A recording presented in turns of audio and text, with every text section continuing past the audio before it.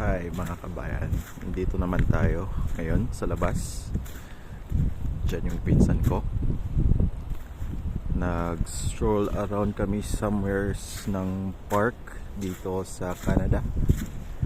And andito tayo ngayon sa Waterfront Trail.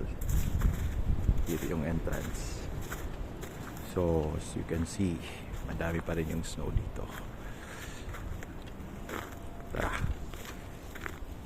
check natin to. Ito yung entrance.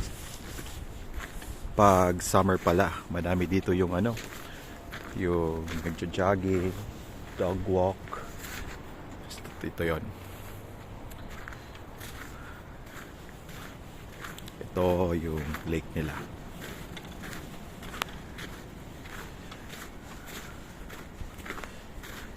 Ito, frozen yung lake nila kasi I think kagabi nag double digit ata, so nag negative.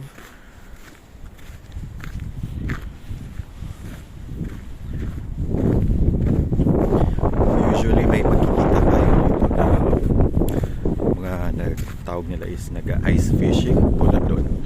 I don't know if nakikita sa video. Pwede ka actually dito mag-walk sa lake nila if matigas na yung yellow.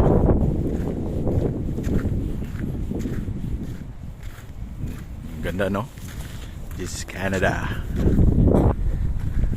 Dito kami parati tumatambay. So yun, yan yung point na yan na nakikita nyo, lake yan. So nag-freeze siya. Together is na ng snow.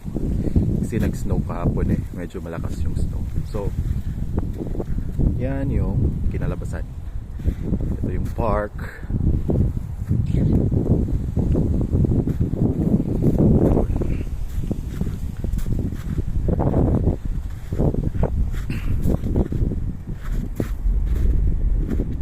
So that's it. Don't forget to like and subscribe.